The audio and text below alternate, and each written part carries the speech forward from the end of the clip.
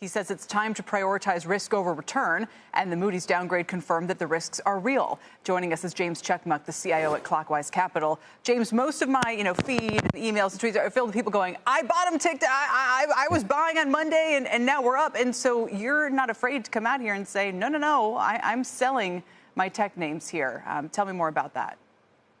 Sure. We just think that there's a lot of complacency right now. Now, not to not give credit where credit's due, we had some progress on the trade deals. The earnings did come in slightly better than expected, and the tariff situation may not be as draconian over the short term as we expected. But that being said, a lot of the market has run up. We have the S&P earnings pushing about 22 times PE right now, and you had de minimis upside revisions to earnings as you look into the back half of this year. So with the stocks are where they are, we think that it was prudent to sell into that strength toward the end of last week. And now we have, last time we outlined that the immediate risks from the trade were diminishing. However, the tail risks were increasing. And I think that Moody's downgrade is a testament to that. And you've been, I remember going back a couple of months now, you've been very defensive in some of your holdings. Is that right? So, sure. You still have confidence that a lot of people are going to look at this, they're going to be at the picnic or whatever month, I guess it's going to rain here, but, and they're going to be going, yeah, the market's back. There was nothing to worry about, and everything's fine now. So I'd just like to hear more about what gives you the confidence to say, no, I'm going to rotate to the stuff that is not really participating in this roar back rebound and to kind of give people some pause. Sure. Yeah. Well, just to frame it, we were defensive in the sense that we were balanced 50-50 between defense and growth. And that's the way we were operating until we got better clarity on what was going to happen with the trade deals. Obviously, there was progress on that. So we pulled back on the defensive and we pushed toward the growth side, increased the duration of the portfolio to take advantage of the recovery in the market. Now we're on the other side of that. So now we're talking about, okay, what is the next leg of the market here? What is the probability that it grinds higher from here versus the probability that it comes down? And so that's what we're trying to balance right now. So we do think it's prudent to take some of the foot off the gas at the current juncture.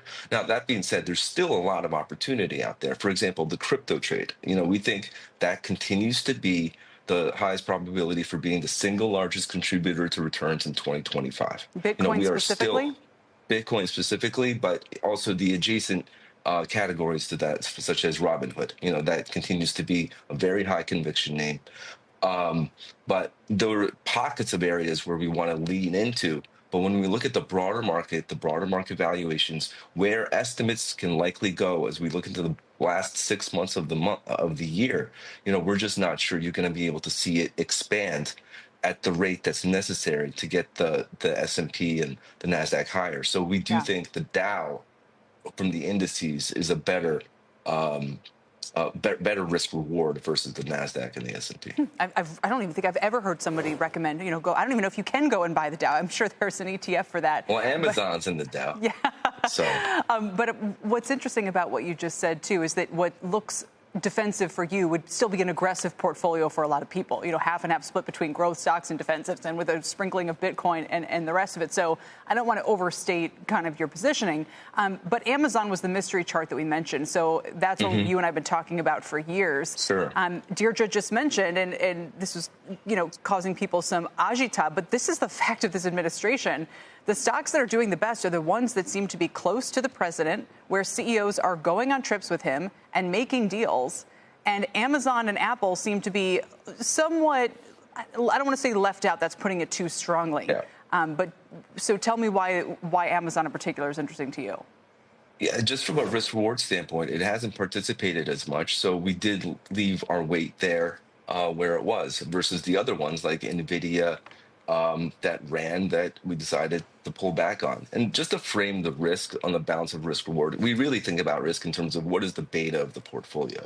You have the NASDAQ at a 1.2 beta, the S&P at a 1.0, and the Dow at a 0.9. So where do we want to operate? So to give you a sense, once we had some clarity on those trade deals, we did push our beta back up to a 1.2, more in line with the NASDAQ. Now, between our hedges and our trimming, now we're at a 1.05, which basically implies that we're slightly more constructive than the S&P. Right. But about 0.15 lower than where the Nasdaq is, and that's how we're trying to balance things. I see the clockwise reference there. It's kind of like a fine-tuned dial.